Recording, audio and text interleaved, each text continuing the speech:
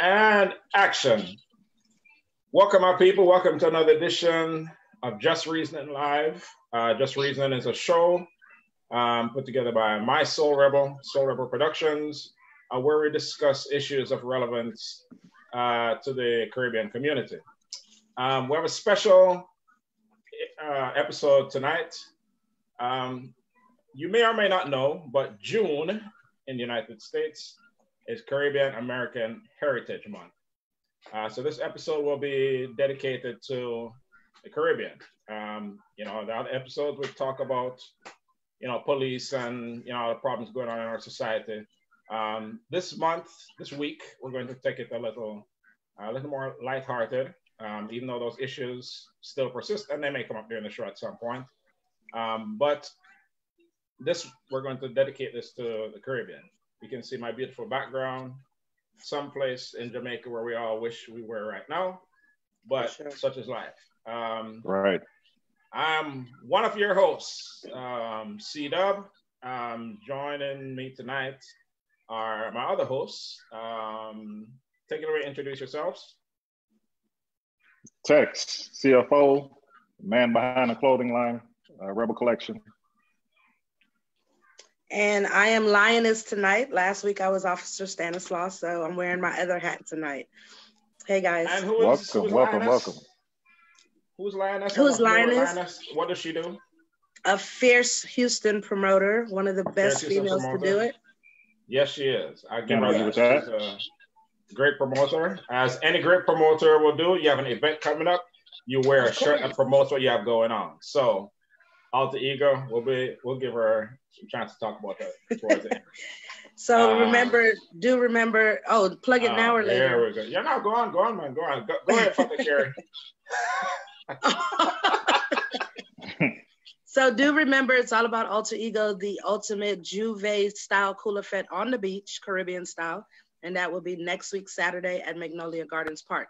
Follow me on Instagram at Houston, Texas, Alter Ego, and also Linus Promotions page for more details. All right. So the promoter hat on this week. Last week she had on the police hat, we talked about those issues. So not this week, but we'll give her some help throughout the show. I'm sure. All right. So as I mentioned, June is Caribbean American Heritage Month. As I say that, I'm sure many of you have never heard that before.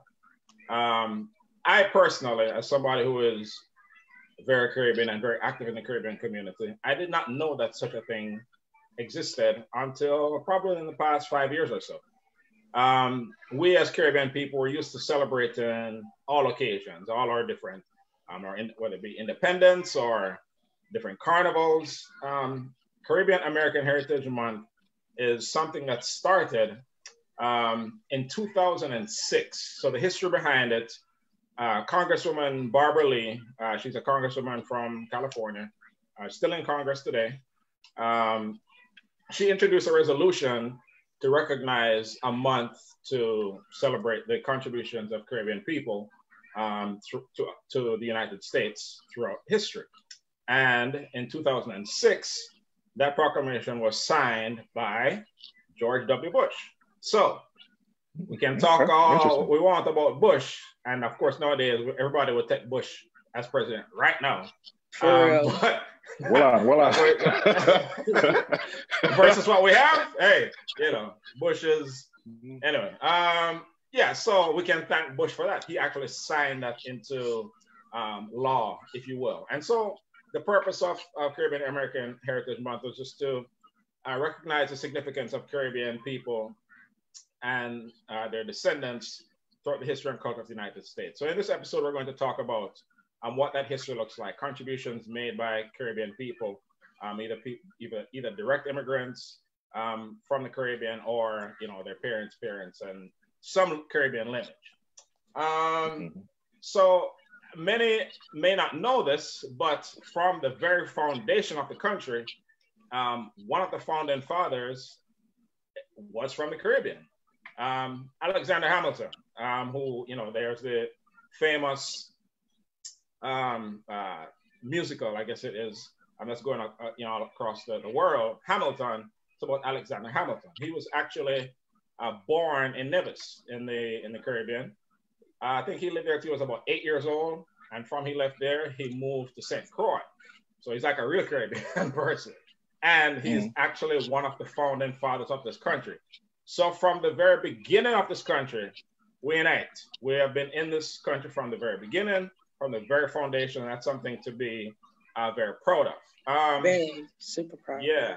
So from a number standpoint, as far as how many Caribbean immigrants live in the United States, and this is probably like first generation, because the number, we probably know more than 13 million Caribbean people, not personally, but that. So overall, there are 13 million Caribbean immigrants living in the USA today.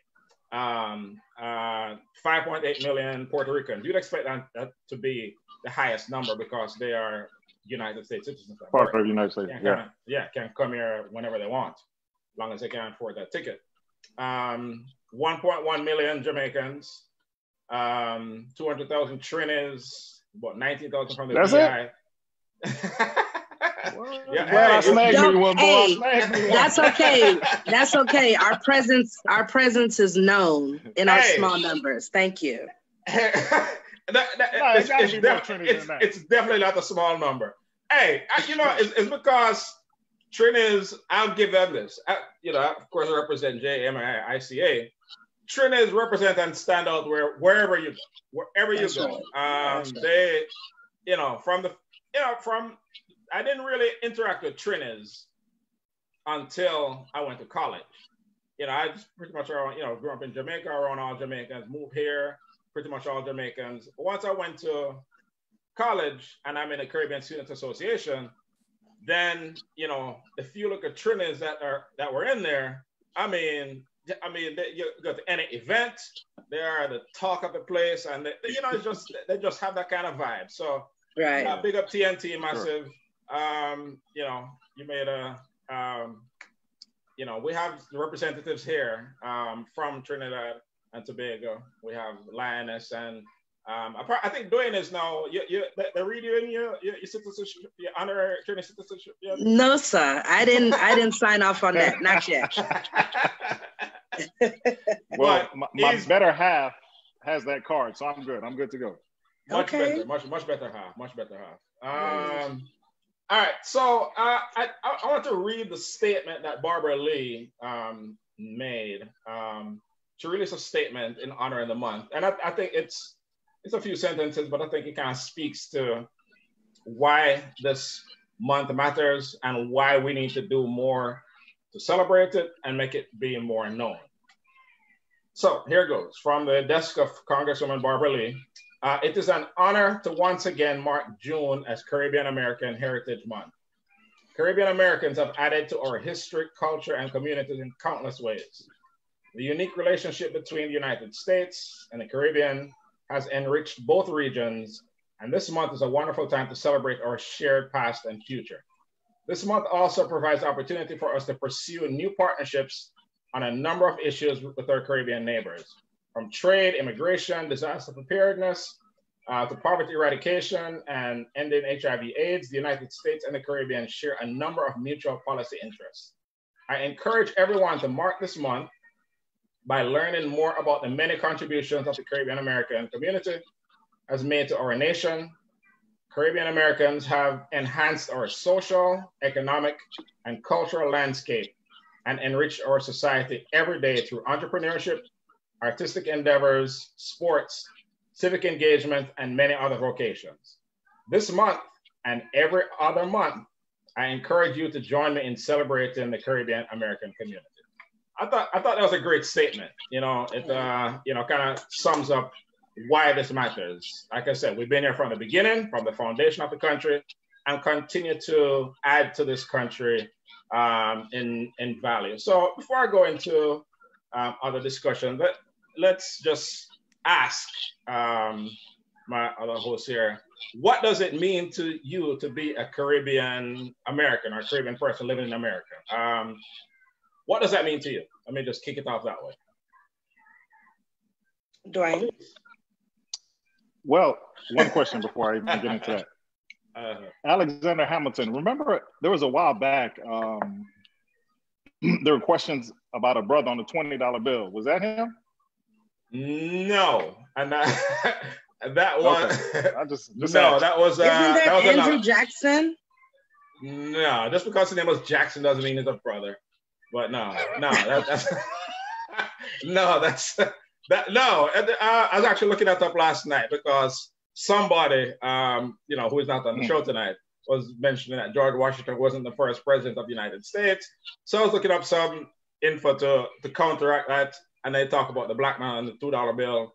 It wasn't Andrew Jackson, but that's a discussion we can't get into at a later point. It was another man, but okay. Okay, so anyway. it wasn't that brother. Okay, it was a different brother. Okay. Yeah. Okay, so what that means to me is basically it's basically me carrying the torch, basically bringing that culture to the U.S. or people that's unfamiliar with the culture itself. I mean, by different means. I mean, we contribute in so many ways. Number one, music, food. Just, I think when people encounter Caribbean people, the one thing that we bring to people is a calmness. We're very welcoming. You go to a Caribbean household, the first thing they want to do is feed you. They want to feed you. You want something to eat. You want something to drink. And vexed when you don't eat. I mean, just the whole culture is just very welcoming, just loving, and just a people that are for one another. So we're all about empowering each other to grow and be uplifted and things like that. So it's very important to me to actually pass those ideas on to the kids and things like that, and teach them the culture, so they can carry on. And hopefully, June won't be the only month that we celebrate Caribbean heritage. I mean, it should be something that's celebrated daily, as far as I'm concerned. But, yep. Agreed. Police or promoter, whatever you are tonight. So, number one, being proud and just being unique, right? So, Dwayne, you mentioned that we have our music and our food and all of that. And it's just so enjoyable to know that those that are not from our Caribbean, once they come here, they're able to embrace it, and they want to know, man, why you talk like that? We love your accent. It's like we're just this beautiful bird, the little peacock. Everywhere we go, we stand out. And that, to me, is the best thing. I don't want to be like the next person. When I come around, I want people to say, man, something about her is different. And that's what being from the Caribbean means to me, is just being unique and being so proud of where we come from.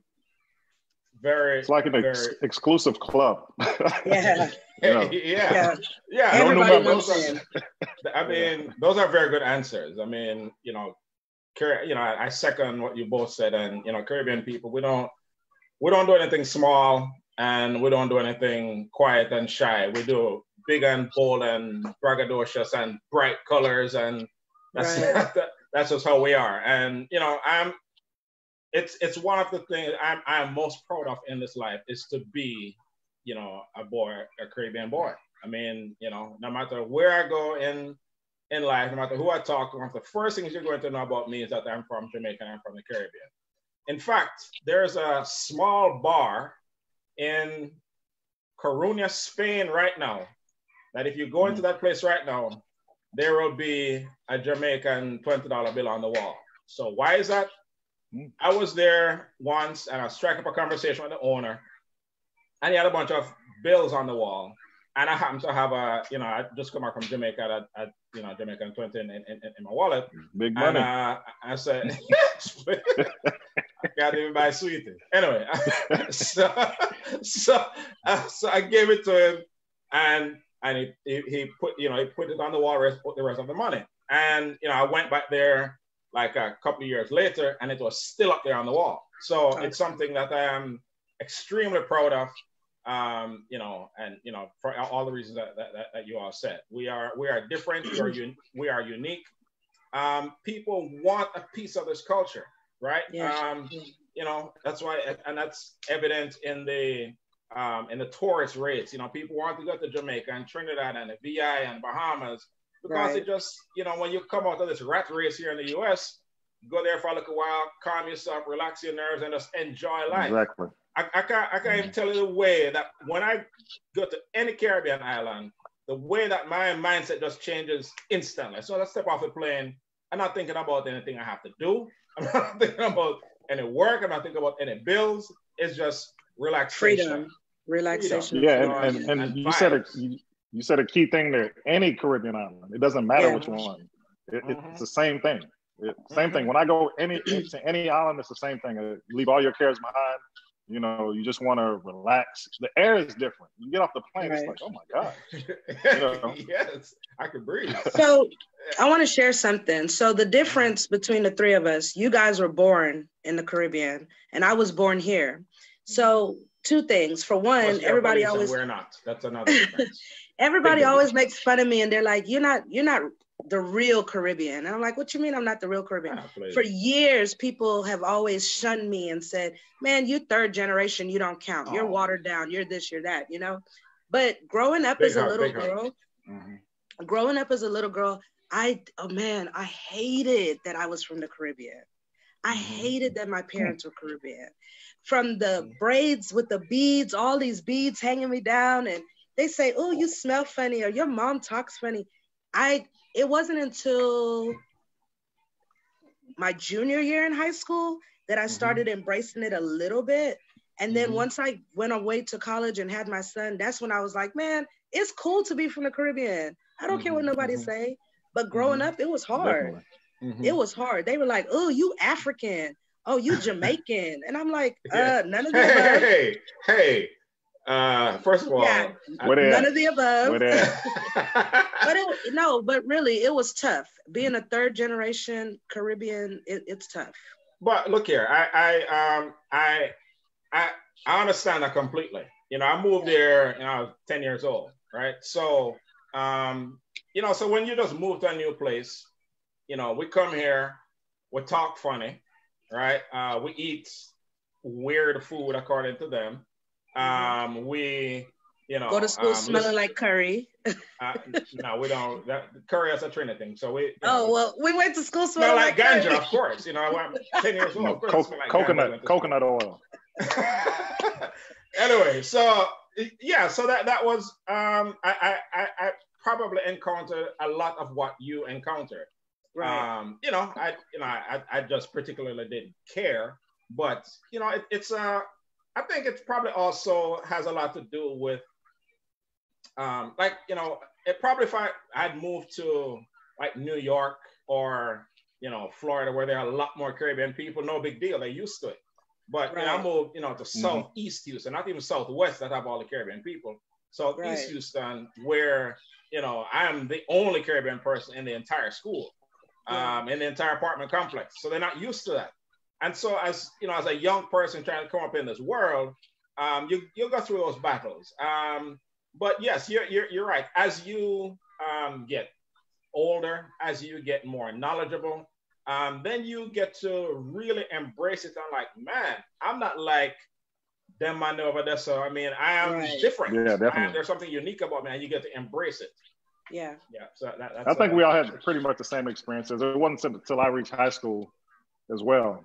You know, I learned it was cool because people would be like, "Oh, he's Jamaican," you know, he crazy. Chill out, you know. Rare Boy, breed. mess you up. Yeah.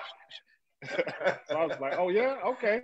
So you know, I just embraced it. All right. So it came with a stigma, right? Was it a negative stigma or? It was a negative, but I turned it into a positive.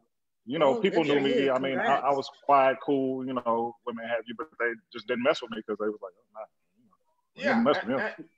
You know, I mean, to some people it was cool, to some people it was a negative. And, you know, one of the things that I thought was weird, and it's something we can actually explore on a future show, is one of the first things they would say to me is, go back to Africa.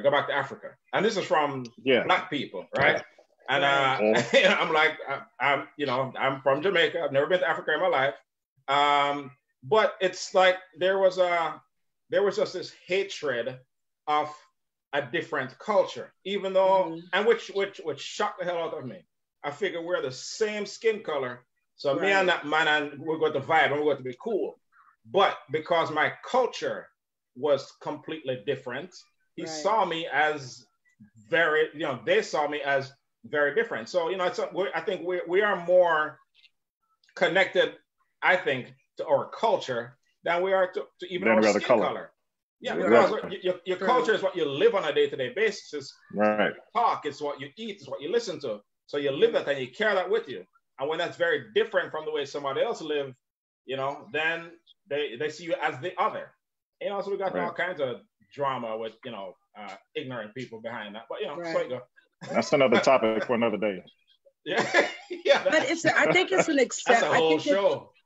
I think it's an acceptance thing. The biggest thing for Americans was Bob Marley. Outside of that, like, what from the Caribbean did they really know back then? But now you have like Rihanna's doing her thing, and you have this one and that one. Social media helps bring us all together. And I think the ignorance back then is far gone. And that's a good thing. Right.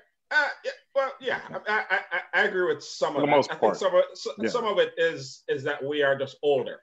Right. So the people that we're around are older and more mature and have been to places. They've taken a vacation or two here and there.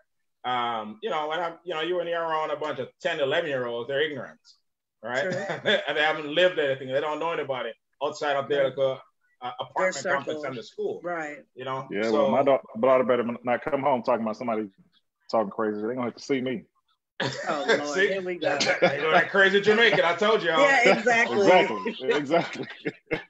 So, this is so these kind of conversations, it's like, it's why this month matters. It's because we are celebrating our heritage. And all of us who have kids growing up, who born and grow here in the United States, we want them to embrace it and love it also. And I believe that's entirely up to the parents. So I mean, like Des, in your case, I think it's because your parents are Caribbean, and they, with the food and the music and whatever else, they didn't shun it. You could eat. I've seen people, who are born and grow in Jamaica and come up here and have kids, and their kids don't know a thing about Jamaica. Right. That's entirely up to the parents. It matters to me. So when we ride in the truck, I play reggae music and stuff all the time, and Sydney Rose now naturally just loves it. That's what she wants to hear. That's what she requests. Same here. You know what I mean? And I think it's just it's exposure. And so if we look at kind of how this tradition starts to celebrate this month, I look at it similarly to the Black History Month. And the history behind Black History Month is that Dr. Carter G. Woodson, a member from Mega Sci-Fi like me, started this what's it called? Negro History Week. This was back in the 1920s. And he started this because he, talked about the importance of the knowledge of self, knowledge of your history, and just your value in yourself and your roots. A tree without roots. Like I say, it's oh, look at, we have a special guest joining here.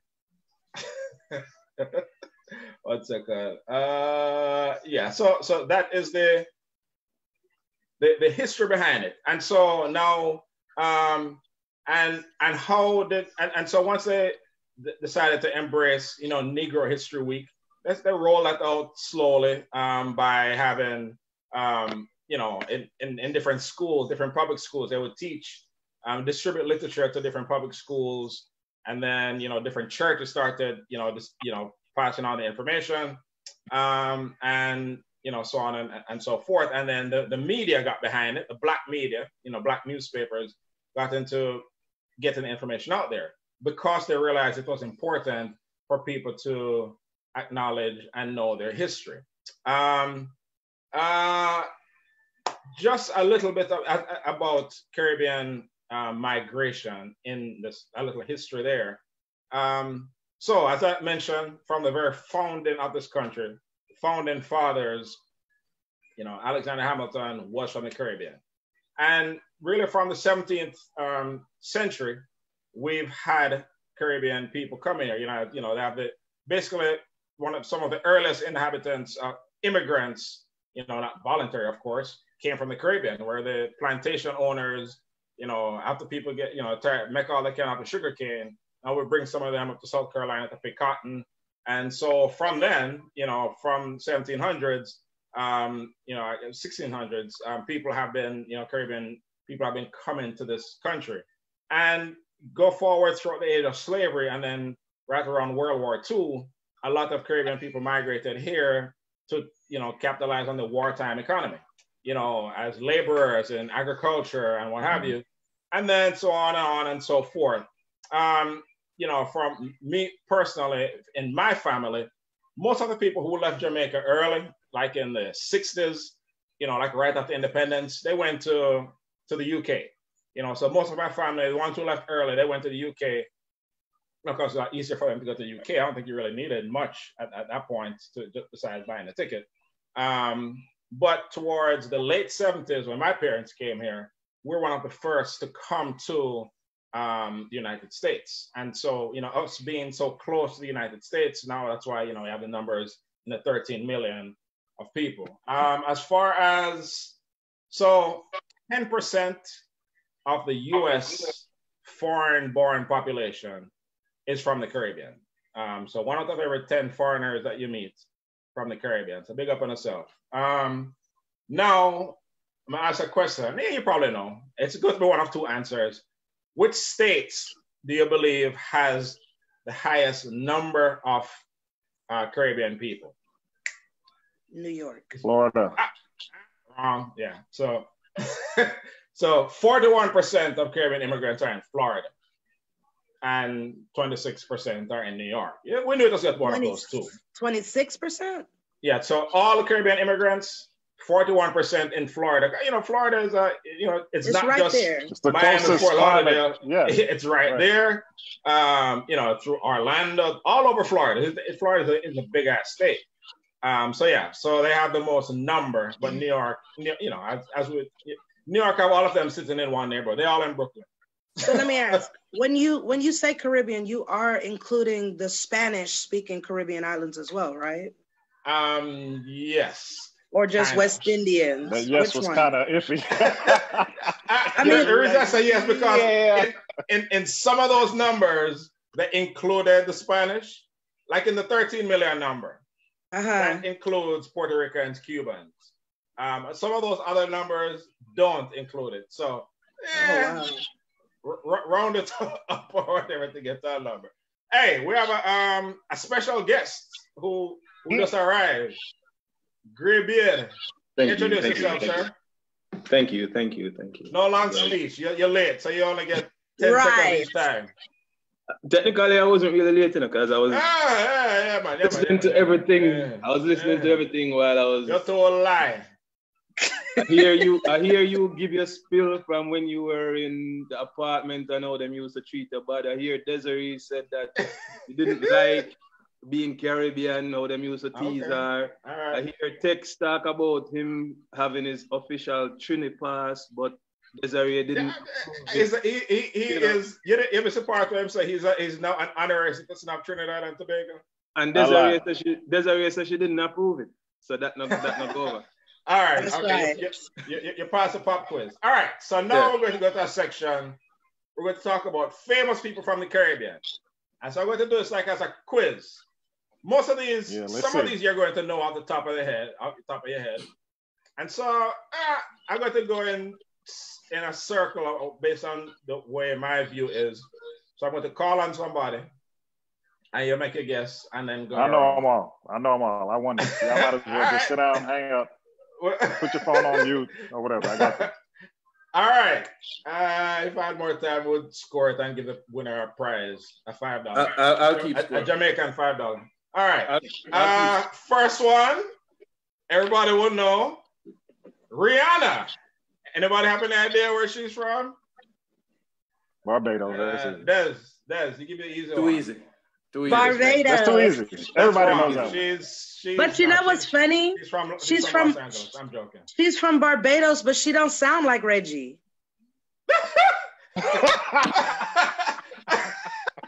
I mean, what? She does. Of course she does. She don't sound like. Yeah, I mean, are you saying are you saying she's not as sexy as Reggie? What are you saying? I don't really understand what you said. When she speaks well, and she don't speak like Reggie. Wow. Reggie just speaks Reggie. Bad talking Reggie. It's okay. I won't mock anybody's accent because I know if people talk about Jamaican accent bad. But well, there are two types. You know, you always have your uptown and your downtown, so maybe that's what she's talking about. Oh, okay, yeah. I know. Actually, I know where they're both from. Anyway, Reggie, I'm not going to be like your former friend up here, who calling you about how you talk. Big up yourself, Reggie Jugglers, one of the original First Friday people, helped build a thing from a long time. So, yes. We don't listen to what police have to say. So, big up yourself, Reggie. All right, who else you got? Right. So, here's another one. So, let me ask Blade. You might know, so I'm not even going to ask you. And so again, so these people are either born in the Caribbean or parents or grandparents, meaning they have some lineage to the Caribbean on one side of the family. All right? Beyonce. Oh, didn't know that one, did you? So I don't know. What? You pass? The only Caribbean if you pass, say you pass. No, I don't pass. The only Caribbean thing I know is pass, with Sean Paul, and that's it. But, So just say you don't know. I said I don't. And no Googling. I see you over there Googling text. No, He's taking too long. You're taking too. So you don't know. Yeah. All right. I got it. Next one. Yeah. All right. Go on. Can I talk?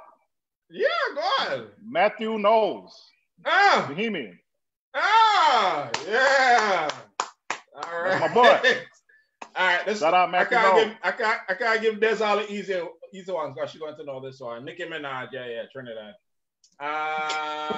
What? Yeah, I thought she was Jamaican for sure by the way she behaves. By the way she behaves. What does I that just mean? knew she was Jamaican. Please explain what does that mean, Desiree or Lioness? Yeah, are you saying something about Jamaicans? How answers. Do we go on? I'm just saying. Now you start stammer. All right. Okay, so I'll give you Kerry Washington. Jamaican. She is. Which Washington? Good. You call it which one? Blade. Is that, I thought it was Kerry I didn't know you were from Scandal. That's a chick from right. Scandal. Blade already give it that way. Our mother is Jamaican. Naomi Campbell, you probably know that. Eric Holder. First of all, do you know who Eric Holder is? He's a poet. Eric Holder is? He's a poet. There's probably a poet named Eric Holder. But that's not the one he's talking. Barack Obama. Secretary of State, something like that? Barack Obama's first Attorney General. Oh, yeah, that's it. Are you passing, Desiree? No, well, calm down. What's his last name? Holder? Holder. Yes. Holder. So that's not really French. So he's not from a French island. So yeah. 5 seconds. I'm gonna go with Jamaica. Jamaicans have regular white people last name. Wrong. Okay, fine. Stanislaus. I think it's Where's that from? Blade. You got French. that one? Blade. Yeah, Blade. You should know this one. You know this one? You don't know? I think he's from. I think it's from Barbados. Yes. Who is he? I know you Google it, but yes, no. Barbados. I got this. His father is from Barbados. The next one, everybody know this one. Actually, let me ask Des. She may not know. We like to make police look bad on the show. So obviously. Colin Powell. Jamaica, duh. Booyah. Don't play with me. See, I'm giving y'all the easy one. All right. Blade will know this one. You know about Tyson Beckford, Jamaica. Lenny Kravitz.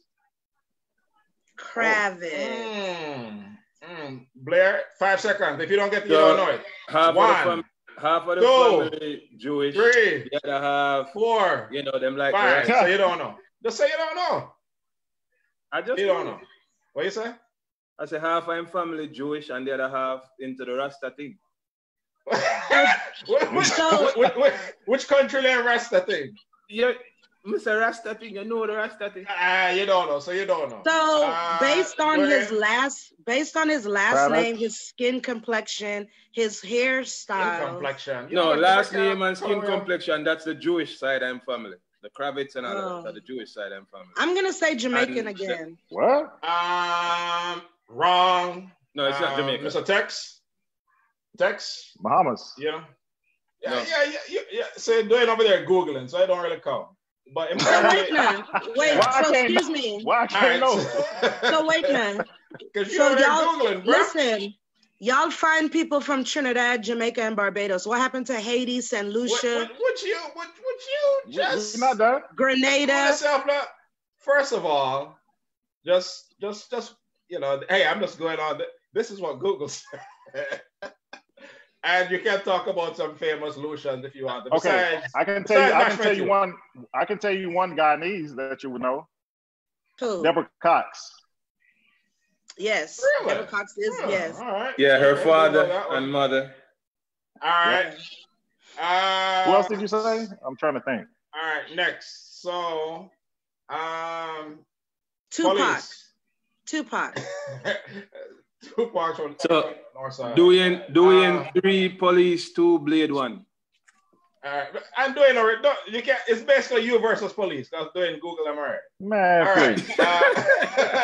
I'm on my iPad. All right. Police, your turn. Alicia Keys.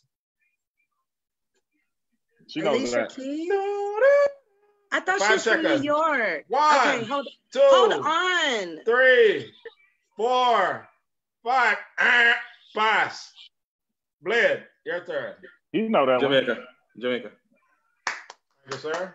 Hey, Blade, you can't lose. You gonna give him credit for that? Hey, it's the people versus police. You can't lose the police. So wait now. Right. Is it because hold on? Is it because she had some Jamaican in her, or her father, different things. Her family. Right. So again, just to revisit the rules, since police not paying attention, either the person was born in the Caribbean, or their parents, or at least one parent or a grandparent. So that just somewhere in the lineage, right? Okay. All right. So all right. So now you have a chance to redeem yourself. Police, your turn. That's 2-2. Sidney Poitier. Jamaican, duh. Wrong. Blake? I don't know that one. Sidney Poitier? Yeah. Haitian. It's not. I want to say Bahamas. I don't know that. Haitian is not a bad guess because that's kind of like a Haitian name. What's your guess, sir? Sir, what is your guess? My guess would be probably Lucian or somewhere in the Windward Islands. Yeah, that would be my guess. You're both wrong. So now we'll go to the phone a friend, and that will be Tex. Tex. No, I don't know that one. I said Bahamas. I don't know. Hey, yeah, Bahamas. So really? He was actually born in Miami, but his parents are from the Bahamas. So he was basically born here and then grew up in the Bahamas. So now you know that. Nice. Now whose turn is it now? Police. Cicely Tyson. Cicely Tyson? First of all, you know who she is. I have a good guess on that one. Trinidad. No. People in Trinidad can't act. No, I'm just joking. Besides you, it's drama. So was that your guess? That's wrong. Mr. Blade? No idea. Can I guess again? Tex? I'm gonna say Haitian. Wrong. And police will stand on you, so you can't get one more wrong one. VI. This one is people versus police. So we can't lose the police. All right, so you don't know. St. Kitts. Her parents are from St. Kitts. Nice. All right. Police, start off with you again. Alfonso Ribeiro. Carlton from The Fresh Prince. Carlton. Oh, I know that one. Oh, he's Spanish. Riviera. No, wrong. No, wrong. Ribeiro. Wrong. What? Wrong. Let me talk. Trinidad. Hey! Who texts you? Who texts you? Somebody text you. Somebody text We hear you. the phone vibrate a while ago. Who texts? Hey! No. First of all, you're watching your Facebook. People on Facebook talking, aren't you? No, listen, let me tell you where I got it from. I remembered finding out and thinking, we're not claiming him. We didn't want to claim that's him. not cool. Oh, really? No, we didn't. We don't want him. We threw him back. So I know about that one because his grandfather. His grandfather was a big calypso singer back in the days, and his grandfather used to be friends with With your grandfather. No, with what's his name? That's friends with MLK. He's still alive. He's Andrew a huge calypso Jackson. singer. No, Belafonte. Harry Belafonte. His grandfather was in that circle. So that's what he was next on the list, but everybody know him. So I want him call him. All right. Actually, that one. Whose turn now? Okay, yeah. Blade got that one. So next My turn. one. Cuba Gooding Jr. Mr. Show Me the Money. The Crybaby. I know that one. He Jamaican. He act Jamaican. Wow. Why you might make that guess? First of all, you're wrong. Second of all, why you cause him cry? He's a Jamaican. Mm-hmm. Yeah, you've been dealing with the wrong Jamaican. Ain't that the truth? You're wrong. So, Blade, no Googling. I see you looking down typing. No, I ain't typing. I'm looking at the Cuba Gooding. He is from one of the small. I don't remember if it's Bahamas or the Virgin Islands. They're all small. Except No. I don't remember if it's Bahamas or Virgin Islands. Somewhere in that region. Yeah. How you throwing so many guesses in here? All of them wrong. Anyway. All right. Cuba. He's from Cuba. He's from Mr. He's from Cuba. He's from Cuba. Cuba Gooding. That kind of makes sense. All right. Mr. Tex. Barbados. Yep. All right. Man, That's you're the phone cheating. I mean, he Googled all these people, so don't really rate it too much. I read your mind. You're right. Google them. All right. Police. Nia Long.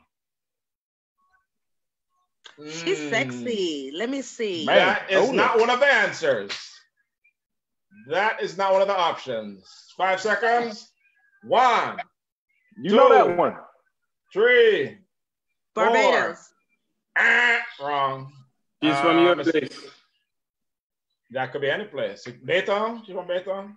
No, she's from Police's place. Police's back. Trinidad. I was like, yeah, so those are Blade's points. Police, you don't get those points.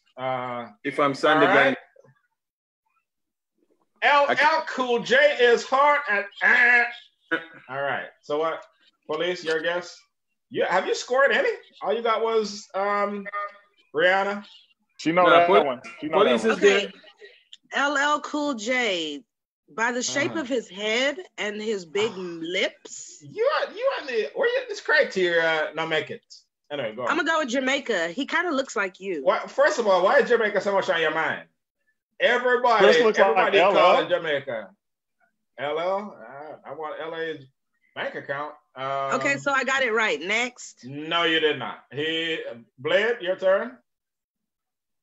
Come on, man. Y'all are terrible. Tex. Barbados, man. Barbados. All right. So everybody from Barbados is like the fifth one, I guess, with Barbados. Big up yourself, Reggie. That's because you're talking all that shit about Reggie. Exactly. Reggie, exactly. Come back, Paona. Grace Jones not going to guess that. Anyway, score up there. Doing 6, Police 4, me 4. Doing don't really count. Doing scores are like mine. It's like I'm reading off my sheet. Kelsey Grammer, you know who he is? First of all, Fraser. Police, your turn, so we can make you get another one wrong.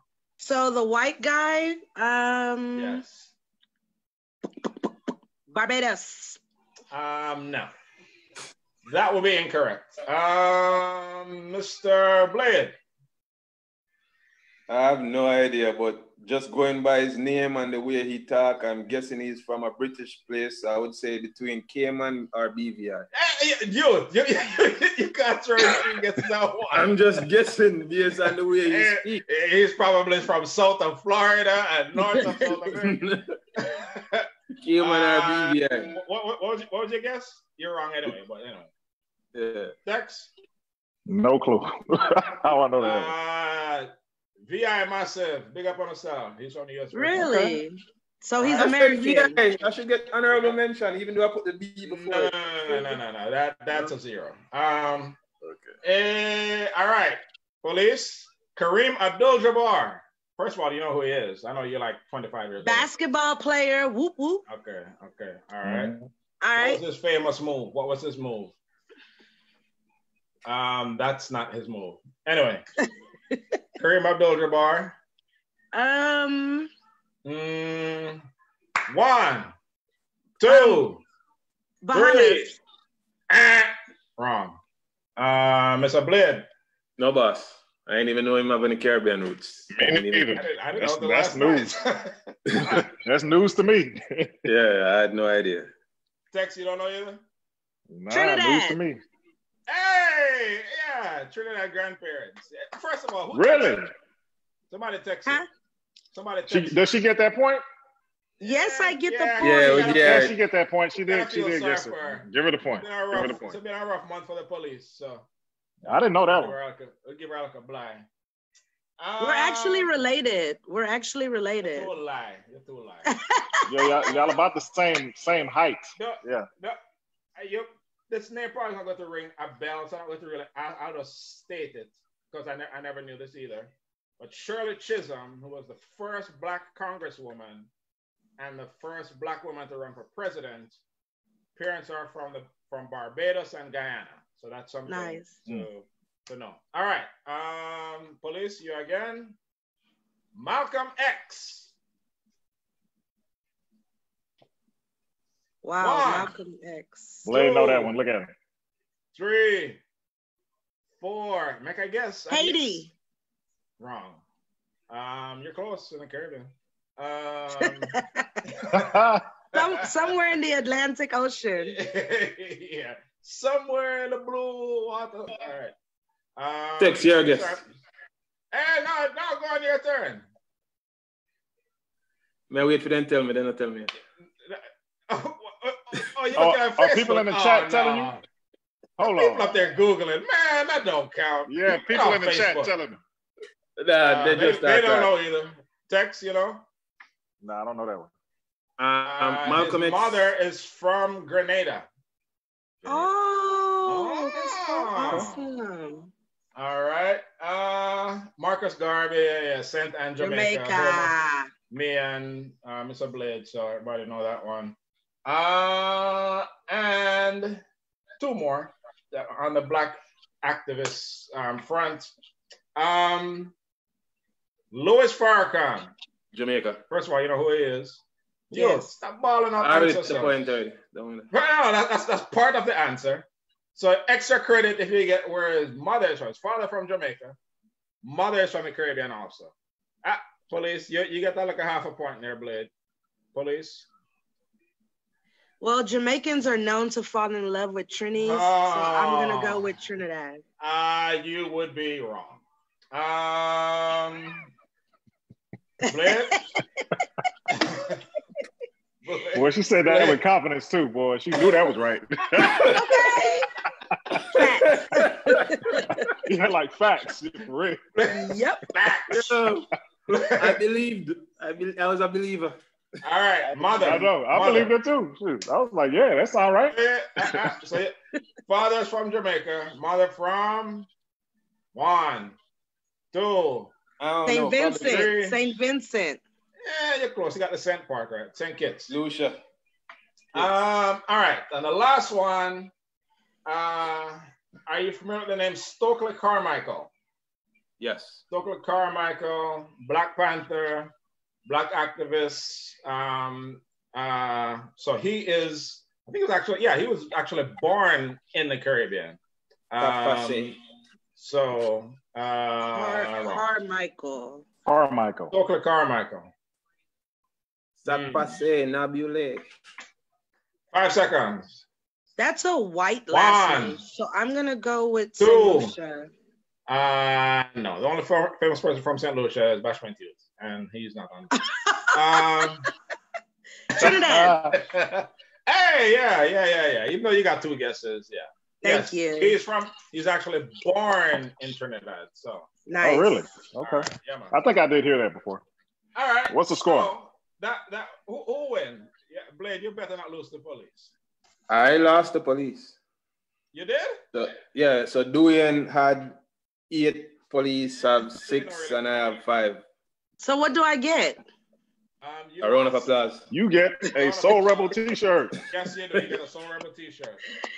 Oh, that's what I've always wanted. All right, of course. Most people All right. to feel the power. All right, so that was a little, hey, I looked all this up last night, and most of those I did not know. I probably know like Rihanna, Mark, Harabella Fontaine, people like that. But most of these I had no idea that there is some Caribbean root there. So if we look at just the contributions of Caribbean people, it is all across the board in sports and medicine and science and entertainment, again, we've been here from the beginning. So with that, I have like just some discussion questions, we're pushing up on 10 o'clock now, but we'll just go through some of these. Blade hasn't been here, so, I'm gonna have some big long speech.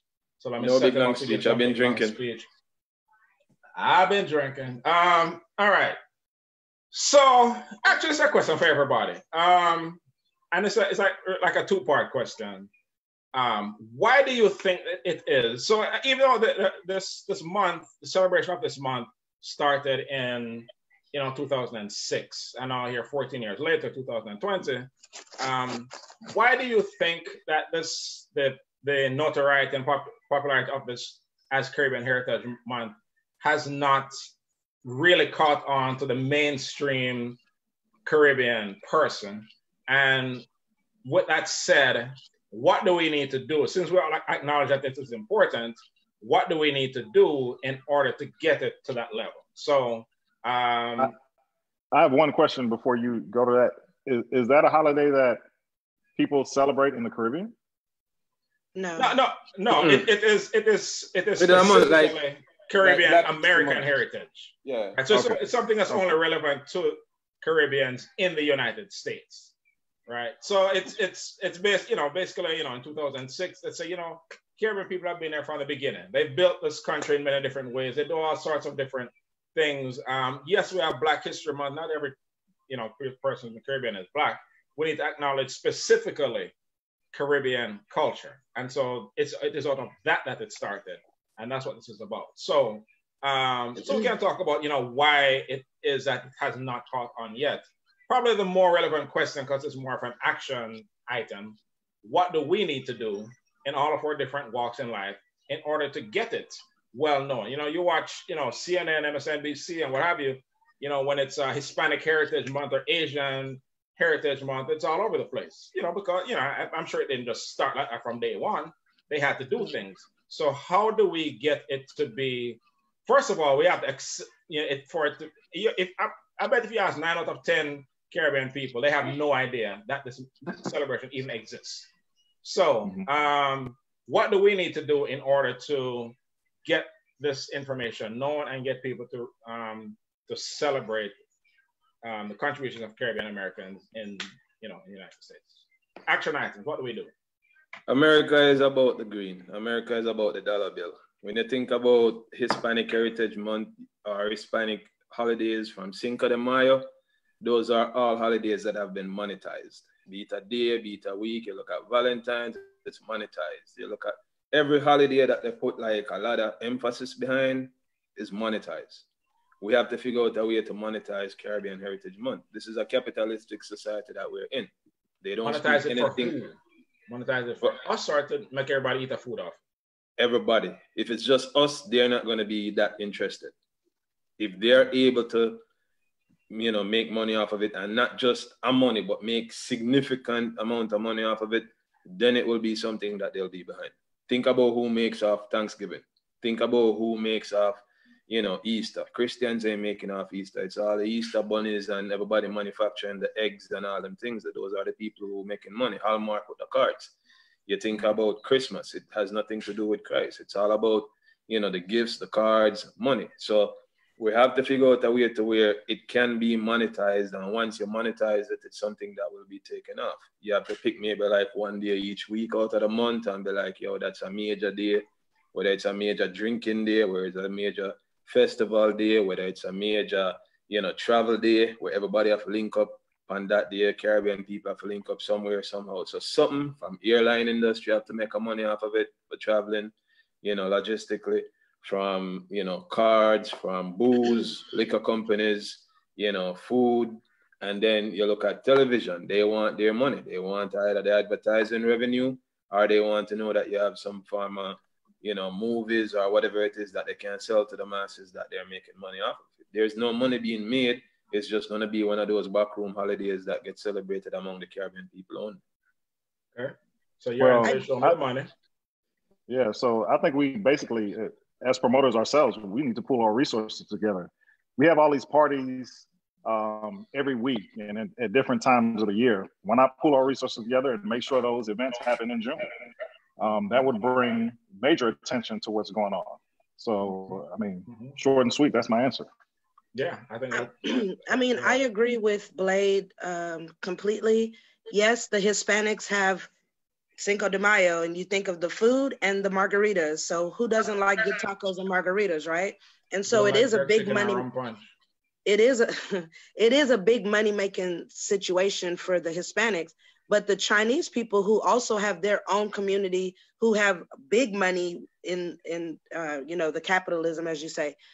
But I don't recall celebrating anything Asian, so that kind of doesn't back up or support your argument. Like but the way the Chinese structure themselves, they don't structure themselves that way. They structure themselves to benefit from what we're doing, because they are the ones that are, in a lot of cases, running the restaurants. They are the ones in a lot of cases that are selling these supplies to everybody else who are doing the footwork. You know what I'm saying? Right. So they're benefiting that way. The only holiday I know them celebrate here, at least in Houston, in our area, is Chinese New Year. Chinese New Year. That's when they block off the street and do their stuff. You know what I'm saying? But other than that, every holiday, they are positioned as merchants, where you go celebrate and pay us to celebrate.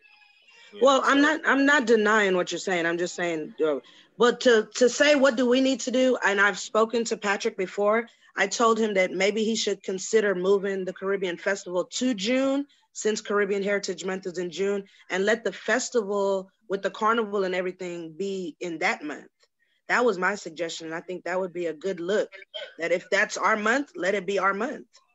And I don't even want to see Patrick do that, because, you know, when you have a event centered around a holiday, it's hard to move, especially when he's been doing that for years at 4th of July. What I would like for us to do, since there's no Jaga and none of these other things going on and Galveston is wide open, is team up and approach the city of Galveston, for example, and come up with something that we all collectively are behind and present it to them for Caribbean Heritage Month and do it that way. That would make more sense. If you look at the only two things that they have in June here, you have the reggae festival that they do.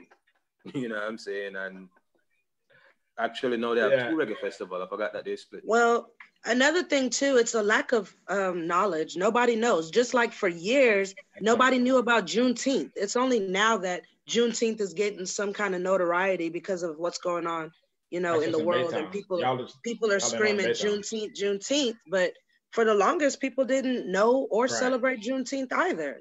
So it's just a lack of knowledge. Yeah, so I agree with, you know, most of the points made. The two that I want to circle in what Des said, I think is really, really important, and that's one of the reasons why we wanted to dedicate this entire show. You know, a bug I think is going around the world, you know, with police shootings and a lot of, you know, serious topics that we could talk about. I didn't even mention you, Desiree or Linus.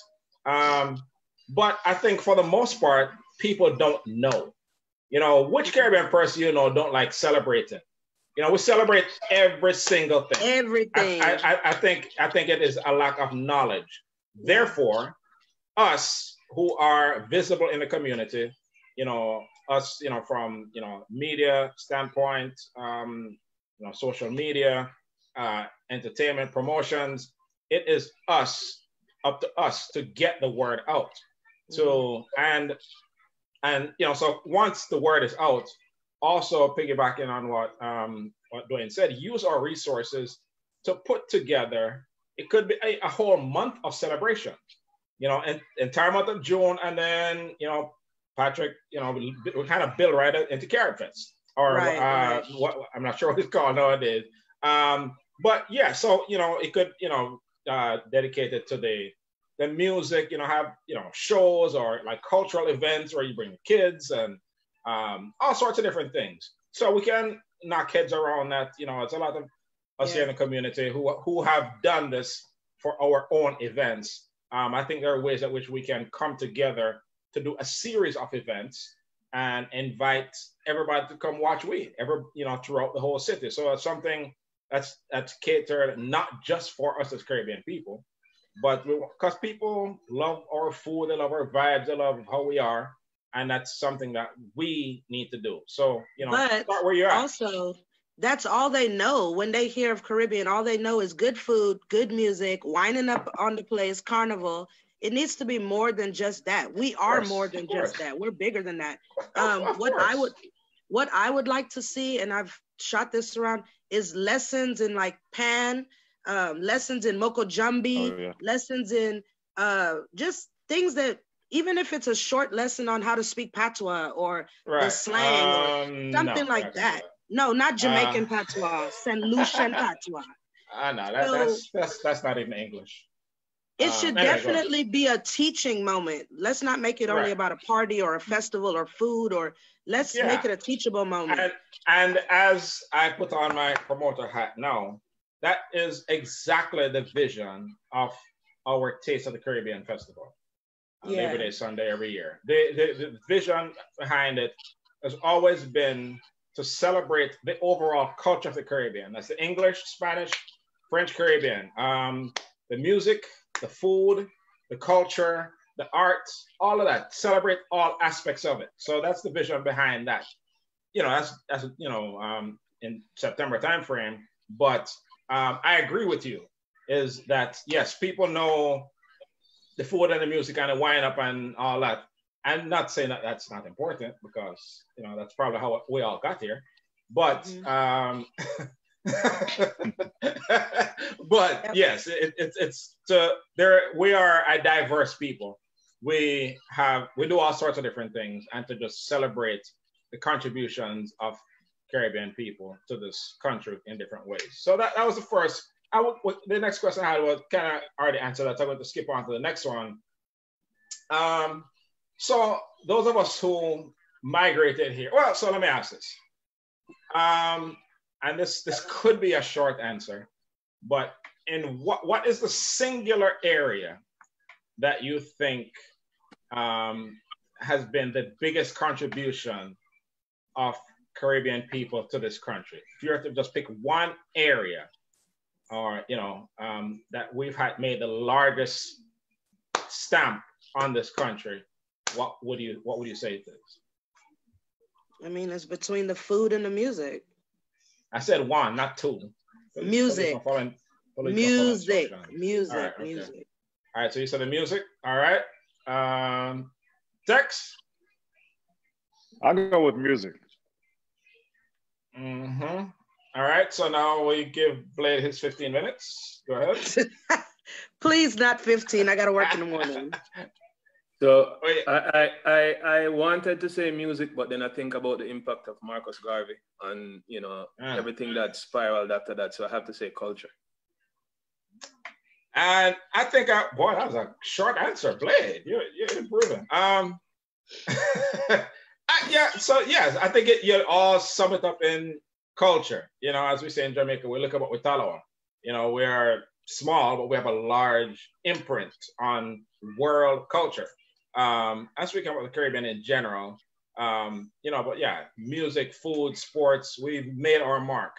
I would probably dedicate a whole segment in another episode, but hip hop music itself is here because of Jamaica and Jamaican people and Jamaican cultural tradition. Big up Cool Herc. We'll get into more detail in our segment on it, but I promise you the Africans would probably fight you for that title. Okay, that's fine. Hey, we got hands too. Yeah. The sounds originated in Africa first. But it's not. But they're. So you should tune into that episode. I'll tell you exactly how. It's not just the music and the sound. It's just the overall toasting on the mic. Live to 5, it ain't no drive. It's from that Jamaican tradition that they used to do in the 70s in dancehall back in Jamaica, and toasting on the mic, and that brought that to Bronx. And Jamaicans always want the credit. I mean, it's simply a fact. It is a fact. Google that. Anyway, all right. Okay. So, all right. So the next question I have now is around. We've all, migrated here, either us directly or our parents, or born either way, and we can talk about the benefits that it has had for United States. On the flip side, what detriment do you think it has been to our native lands for the amount of people that have left our native land to seek opportunity elsewhere? Oh, Blair raised his hand. Oh, Lord. So this sounds like a long answer. No. What was the question? It was a long question. All right, so let me ask it again. Yeah, because I dozed off. Because police don't pay attention.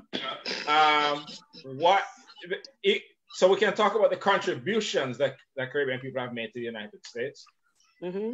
On the flip side, to what detriment has it been for mass migration of Caribbean people from our native lands? To what detriment has it been to our native lands? You understand now? Oh, I understand. Okay, all right. Just checking. Blid, your turn. No, ladies first. Go ahead, police. Go ahead, Des. Police. Pass. No. Passing was for this round. You can't pass that one, yeah. No. No. I mean, honestly, I don't really feel like they lost anything, because even when you're here and you make your mark here, I'm saying though, you make your mark here and your country, your island still gets the credit for it. So I don't really know what they've lost. Okay. All right. This is my teachable moment. Y'all teach me. Okay. In the case of Jamaica, we lost a lot, right? Jamaica, when we started migrating to the US specifically heavily. This looks like it's gonna be long. Let me get comfortable. No, it ain't. It's gonna be about 2 minutes. It's gonna be about 2 minutes. Only about 2 minutes.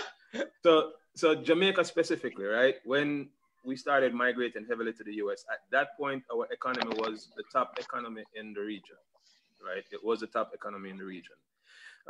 We were going through some stuff with political changes. USA interfered with the CIA, all that stuff, and it caused a lot of people to get fearful. And what happened is that we experienced a brain drain, because the people that migrated from Jamaica during that time were the brightest, the smartest, the most talented ones. They were the ones that left. That was in the mid-70s. They were the ones that left. And it left everybody else who were like C and D students to figure out how to run the country, because everybody who were smart left.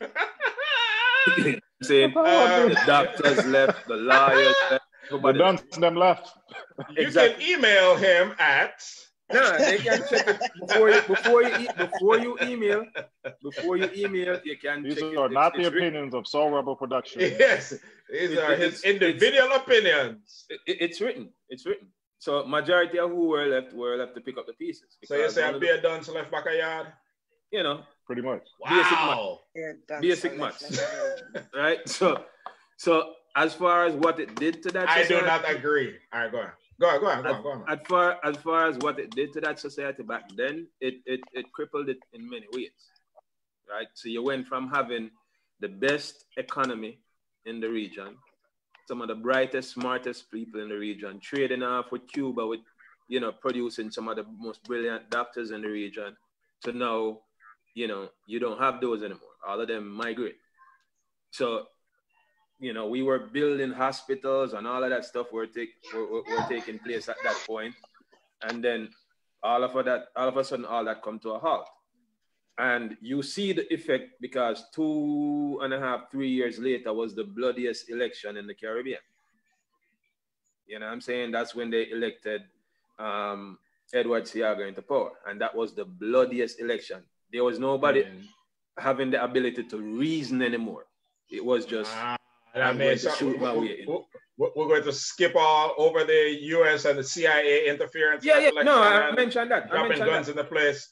That is why that election I mentioned that. I said at the hands. I mentioned that before. I said the CIA involved, and you know, they were integral in destabilizing it. They were integral in dunce people. But if you're smart enough, if you had some ability to reason, you wouldn't have take gun from people who kill out a brother just because. You know it's deeper than that. You know it's much deeper than that. So I disagree with Blade on that one. Me too. Let the record show. Yeah, we all disagree. Number one, the people in power at the time, the politicians are what caused basically the country's economic status to falter. It was greedy politicians. So those politicians didn't have anything to do with the people that migrated to the U.S. Now, I agree in the fact that the people that did migrate to the U.S. left holes and gaps in the country. Like you said, the doctors, the lawyers, and things like that, that if they would have stayed would have been beneficial to the country itself, because one of the main things in Jamaica, the hospital system is terrible. And I know for a fact that during that time, a lot of doctors and nurses and things like that migrated to the U.S. for better opportunities. So in that aspect, yes, we lose in that aspect of it. And then also skilled workers. You know, America is a land of opportunity. You know, that's what we're all sold. And where do everybody go? The first stop, they go to New York, and then pretty much they disperse from there all over the U.S. So those skilled workers and laborers were needed in Jamaica, and lack of them because they moved here. So in that aspect is where I see we took the L there. But it wasn't just the lawyers and doctors and you know, like skilled workers too, because you know we were a booming farming industry, right? Back then, sugar was rated top in the world. Our bauxite, was up there. Our coffee was, you know, flip-flopping between Colombia and gold for number 1 and 2 in the world. You know what I'm saying? Beer, all those things that we had in terms of food was up there. Then when they came and they was like, okay, you guys can farm. We're going to take you. We're going to pay you a little bit more to go on this farm work. So now you have a gap. You don't have anybody else doing the farm work. Then you look at all these guys who work at the bauxite farms, who were the engineers, who were the ones, the brains behind it. They got plunged. They got sent to Canada and got sent to other places. You looked at all the people who were doing welding, who were doing woodwork, carpentry, who were into all of these other skill sets that workers. They got them pulled down. So it's all across. So I'm not just saying it was just the intellects or whatever. It's in every. So you said all the dunce them were left. Yeah, after them pick out everybody at the dunce them left to figure it out. Then pick out everybody at the dunce them. That's a long answer. That's again. So those are the opinions of Blade. No, I definitely don't agree with the dunce part at all. Not even a look at it. But what you know, and we'll I think this point is important enough to dedicate a whole segment to it on a future episode. Is around that time. That's when I was still living in Jamaica. You know, late 70s, early 80s. How Jamaica specifically got caught up in rich white man's game. You know, where the United States and where y'all got 10 minutes or I'm gonna be divorced. What that got to do with what we're talking about? Anyway, so you have the United States and the Soviet Union using Jamaica as a pawn, right? Between Jamaica and Cuba, and you know, infiltrating and sending weapons and interfering with the elections and all these things that had, played a major role in things spiraling out of control in that bloody 1980 election. But that's a big topic. We'll cover that in our future episode. We can all agree that it did have an impact.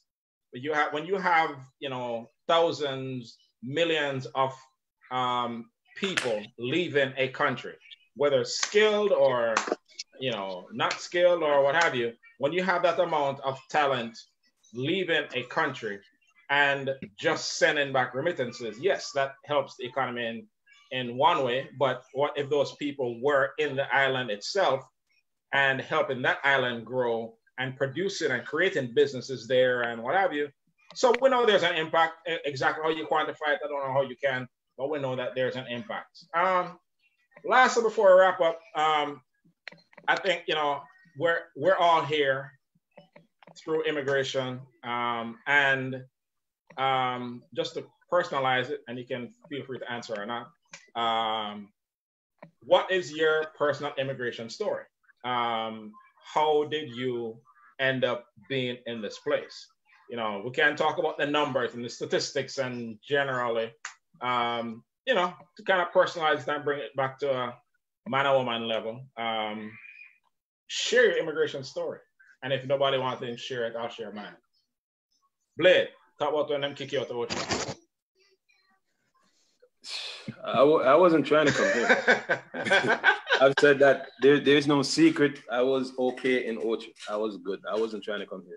But I was a kid. I was young. So your parents made the decision for you. But the news and what we were seeing, LA riots and foreign up, I wasn't trying to come here. I was good in Ocho. This was the last place. The only place I wanted to go was England. Because back then in Jamaica, we used to watch like Allo Allo and Mr. Bean and, all that stuff. So I wanted to go to England. But I wasn't trying to come to the US. So my immigration story is my parents said, look here, look, man, we'll bring you in this world and we'll take you out the world. You're coming. And I said, yes, boss. Matter of fact, they even tell me lie. They say you're going on the plane on Wednesday. So I said, okay, I'm going to tell my little girlfriend by on Monday. And they told me that, hey, Monday afternoon, they told me that, hey, follow me to the airport. I'm going to do something. And then kidnap you. I ain't even have a suitcase pack. I go airport Monday. I still in my cut up pants and my little polo shirt with my Nike Air Max. Go airport Monday. You did rich. Nike. You're rich. When I go airport, when I go airport, that's when them buy the ticket at airport. You buy the ticket at the airport and say you're not gonna stay down there. Go on, your uncle will wait for you at Philadelphia. I was like, okay. So where you go first? New York? Philadelphia. I came to Philadelphia with 22 inches of snow with a little windbreaker. When I come off an airplane, my worst one go back on my yard because I said, people make feel live at that place. 22 inches of snow, dog. That's what I mean. I cut up jeans, Air Max, and polo shirt. I have nothing in winter jacket on. You understand? That me come up foreign too. I never want this. One day my yard. Me I left off a beach and I come to this. No boss. Would you go back to live? Hell yeah. Hell yeah. If finances were okay, in terms of ability to earn, I would love to spend like half of the time in the islands in the Caribbean and like the other half, elsewhere. But there's nothing going on there where I'm like, I wouldn't go back. No. Every time I go back to the islands, regardless if it's Jamaica or whichever island in the Caribbean, once you exit immigration, you just feel like a gorilla hop off of your back. Like this big weight just come off of your back. Like you feel light, just light. That feeling you don't get here. The last 2 days before I leave the Caribbean to come back here is depressing. It's sad. The last 2 days, the night before, you drink the heaviest. The night before you're supposed to go to the plane, that night you drink the heaviest. Hey. I come back to it. You better mind Mr. Trump send you back. Hey. The beauty about it is that I stayed in touch with everybody there. I made sure that we never threw a stone behind me. So, all right. Anybody else want to share their story? Well, my story is a lot different from y'all. Conceived in Jamaica, okay? Grandma went to New York. Rest in peace, Grandma Vitagati. Went to New York, got papers. First one she sent for was my mother. So she came from Jamaica to New York, Brooklyn. I was born like a month later. So Bushwood. that's my story. Police. I know you're born in Baytown. Yes, I was born in Baytown, but my grandfather was a welder. My grandmother was a nurse. They moved their 6 children, who are all Trinidad born, moved up to the Virgin Islands where my grandfather continued to work in the plant. And then they moved to Baytown, Texas, where Exxon is the biggest plant. And that's where he retired from. My grandmother continued to be a nurse. But what's funny about that story, he said he didn't want to come here. My aunts and my mom and uncles, they were happy to come here for whatever reason. And if you speak to them, you would never know that they was from the islands. The only person that kept up with it, thank God, was my mom. And she passed it on to me, and I'm passing it on to my son. But my aunts and uncles, none of them married Caribbean people. They married all out of their race. And my mom was the only one that married somebody from the Caribbean. So that's interesting to me. But yeah, that's my story. It's not unfamiliar though, because even in Jamaica, there is like a section of Jamaica where they believe that is the way to go. And like, even when you come here, you're not supposed to speak patois. Like how we doing now and talking now is the ultimate sin. Like it hurt the hell out of them. Uptown, downtown thing. Yeah, there's a large section of people who believe that. Even in some of the groups that I'm in on Facebook right now, you know. Today they got in argument with your friend Chris, with Tabitha, because she typed in a patois. You're so ghetto. Oh my God, you're talking it, and I'm reading it like that's a native tongue. You're in a Jamaican group, and because somebody type in a patois. So it's everywhere. It's not. Yeah. So my story is the same bloody election time period we're talking about, 1980. You know, I was living in Jamaica then, and you know, things were dangerous. You know, then I wasn't in town. It was really bad in town. It wasn't that bad in the country, but things were dangerous. So my parents were just looking for another option, you know. And so they basically, as a, you know, my father's a principal, my mother's a teacher, they went to Florida for a conference, fully intending to overstay their visas, which is exactly what they did. And while we were still back in Jamaica. From there, left and went to New York. And my mother told me this. They left from Jamaica to the US with, I think, $56, because that was the maximum amount that they would allow you to carry so that people didn't overstay their visas. So they came here $56. You know, we're still back in Jamaica living with Auntie. And, you know, they were in New York, you know, working and sending things back for 3.5 years, you know, until mommy got somebody to sponsor her, you know, and then from that she was able to, you know, come back, you know, first of all, get daddy sponsored and, you know, legalized, and then they came back, you know, 4 years to come and get us. The thing to understand about that is, you know, we're from a country, no phone, nothing like that. So for that long period of time, we didn't speak to, you know, mommy and daddy at all. Well, maybe like once or twice we got to visit a cousin in, you know, in Kingston where they have phone. So that's a long, nowadays you can't imagine that, right? Because you can't Skype and FaceTime and all these things. But I just want to big up, you know, the parents, such as my parents and other parents who left during that time, who, you know, sacrificed a hell of a lot to come here and give. And they did that entirely for us. That is why they did it. Because, you know, they were fine. You know, they were doing well, but they wanted to give us opportunity. So everybody of that generation who made such sacrifices to give their kids an opportunity to make something of themselves and make a thing in life, big them up. So, my story is that it's not an uncommon story. That's everybody's story, or those who came before us sacrificed a hell of a lot for us to be doing things. And so, it's our goal to make them proud each and every day with the way we live our life and the accomplishments that we make. So, do you ever wonder what life would have been like had you still been in Jamaica? I do. I think about that all the time. Thinking from what I do and what my interests have always been, I'm pretty sure I would be living in Kingston, which is a place, it's not my favorite place. Because I love the country life, but I've always been a technically inclined person, and to get those kind of jobs, with those sorts of companies doing that, I'm pretty sure I would be doing that, living in town somewhere. So it crosses my mind every now and then. I also think about if Daddy didn't have a cousin in Houston, for him to come and visit Houston and prefer it to New York, my life would have been like if I had gone to New York where they were and grew up there. I think it would have been different. That's another place that I couldn't see myself living. I like visiting, couldn't see myself living there. So I think about that all the time. But things work out as they did for Jagai. So that's the way he ordained things. That's one of the two things I think about now and then, right? So the first one was, when I passed my SATs or whatever, I got choices between Old Dominion, Prairie View, and Michigan State, right?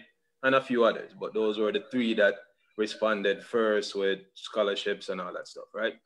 And I just happened to have an aunt who been to Prairie View. That's how Prairie View got picked, right? But I wanted to go to Old Dominion because they had a soccer program, you know what I'm saying? And I was like, I'm playing soccer in Jamaica in college, so it would be a nice transition. But where's Old Dominion? I think up Boston, up that side, somewhere up north. I don't want to lie to you. I didn't even visit the campus. I just got the... It's in Virginia. Next. In Virginia? Yeah, I never visit the campus. I know it's up north somewhere. Well, at least on your camera. But that was one of the things that I asked. What if I didn't come to Houston and I picked one of those schools? You know what I'm saying? Yeah. Because I had folks from Knox who went to Michigan State. There was like 5 other people who went there. You know what I'm saying? That I would have been going there with. So that was one of the things. I'm coming here and all the stories you heard before coming to Texas, all that stuff. And then, before coming to the States, period, I just got a job as assistant manager at a hotel. I'm making my own way down there in Jamaica. I wasn't thinking about here. You know what I'm saying? Like, about his rent dread. Well, no, I was braided up back then. No, I had cornrows and, Anyway. So I mean, we could really, so that's we'll talk about that for a while, but this episode was to just celebrate all things Caribbean. Hope it was informative. I hope it was entertaining. But we're just taking a break from the kind of heavy topics we've been covering the first few weeks because, hey, that's our world. That's what we live. And we have to discuss these things. But in the midst of all of that, we are who we are because of our Caribbean heritage. Everything that I am, everything that I value in life, it is because of that upbringing and being raised by strong Caribbean parents on strong Caribbean people. My values, the way I see the world is through that lens. So we celebrate Caribbean American Heritage Month, and we hope to educate more people about this holiday. It's not a holiday, it's a celebration, like a month. We can do this, every week, but it's important to acknowledge the contributions that we've made up throughout this society since the very foundation of this country till today. From Alexander Hamilton to this police woman you see over here. So we all have a lot. This country has benefited from our presence here. And we should be proud of that and acknowledge it and sing it from the rooftop. So with that, that's kind of my closing thoughts. And we're going to wrap up this thing now. Anyone else has some closing thoughts that they would like to state? And I could go away on. I just highly recommend and suggest that if you have an American friend, Asian friend, Hispanic friend, or coworker, whatever it is, take them to a Caribbean restaurant. It's Caribbean Restaurant Week for I Love Everything Caribbean, right? ILBC. I know I screwed that up. Anyways, Blade will plug it. But definitely take a friend that's not Caribbean background and just introduce them to something, even if it's a song, a playlist, a movie, or something. And that's how we spread the word and just introduce somebody to something. Or you can bring them to Alter Ego next week, Saturday. Make sure you have your cooler. And your mask. And your mask. And your mask. Plug. And your mask. Such a promoter. She's such a promoter. But yeah, definitely. Just spread it. Spread the love, spread the culture for sure. Yeah, man. Big up, Police. Thank you for being our special guest without any hard questions like we had last week. Appreciate it. Teacher. All promoters, June 2021. Let's make it big. Let the world know what we're about. Yeah, everybody. Let's link up on the big things all month long.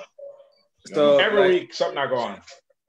So like there's a leader, right? We have Caribbean I screwed it up. Heritage Month. We have Caribbean Heritage Month going on. That's the reason why we're talking about this. And for Caribbean Heritage Month, we have Caribbean Restaurant Week. We wanted to, do something with our platforms to celebrate the Caribbean restaurants, right? Jamaican restaurants included. So we wanted to do that. Of course. Your point for the Jamaica, so that's why. But anyway. No, just, Yeah. So one of the things we did, because this is something that I've been trying to push since 2015. I've been trying to let's celebrate the Caribbean restaurants. But we never really had the time because for Caribbean Heritage Month, we always have a lot of things going on, right? Every weekend is something, so we never have the time to do it. So this year, COVID gave us no excuses. We have time. So we decided to use the time to reach out to as many restaurants we can across the United States, from New York to New Orleans to Atlanta to Arizona and Texas. A lot of different restaurants decided that, hey, we want to be a part of this. What can we do? So we made it happen. We came up with Caribbean Restaurant Week. And it's just a week for you to go ahead and experience these Caribbean restaurants, experience their menu, experience the Caribbean culture at a discount. You know what I'm saying? Today we had an amazing day. We were at Helen's restaurant earlier today and just kind of seeing how to prepare certain dishes. So a lot of people will benefit from just knowing to cook even one Caribbean dish. A couple of days ago, we were at Island Flavors and we got the Virgin Island twist of the Caribbean cuisine. You know what I'm saying? And that was an awesome experience. A lot of us were there and, it was good. Tomorrow we're going to be at Island Spice and we're doing this. But the other restaurants that are not in Houston, they're still doing it. So from Atlanta, Fireside restaurants. From, if you're in New York, you can go to from Island Caribbean Burger, or you can go to Footprints, or there's a lot of them in New York that are participating also. So I have a question. Mm-hmm. Who has the jerk rice? The jerk rice is something that this colonizer created in England. That's not a thing. It's a thing, and Miss Helen should have had jerk rice today. No, that's that dude in England who always coming up with stuff. No, that's Uncle Ben has jerk rice in a box. I've seen it at Food Town. But Uncle Ben needs Uncle Ben ain't got nothing to do with that business. Uncle Ben, all that stuff, the curry chicken, and all that stuff. But anyway, that's a part of what we want you to do. Check it out. # Caribbean Restaurant Week in honor of Caribbean Heritage Month. You can check out the other business that I'm affiliated with, which is I Love Being Caribbean, for all the information, right? And we also have it cross-promoted on Soul Rebel channels. So I Love Being Caribbean, Soul Rebel Productions, Alter Ego, Lioness, Encore Music, I Am Soul Rebel. What else you got? You got the book, Pussy Walters, you got Clarksonville Technology. Don't forget Omega Sci-Fi. You gotta throw that in. You know what I'm saying? So, Anyway, people, thank you for tuning in. We will again clip this up and share it all over the place. You know, Facebook.com/MySoulRebel. And you know, at I am Soul Rebel on IG and Twitter. So thank you for joining us. Thank you to our special guests. Thank you for those who tuned in. And until next time, so Wednesdays at 9 p.m. Ayasa with reason. So big up on yourself. Happy Caribbean American Heritage Month. Until next time, bless up. One love. One love.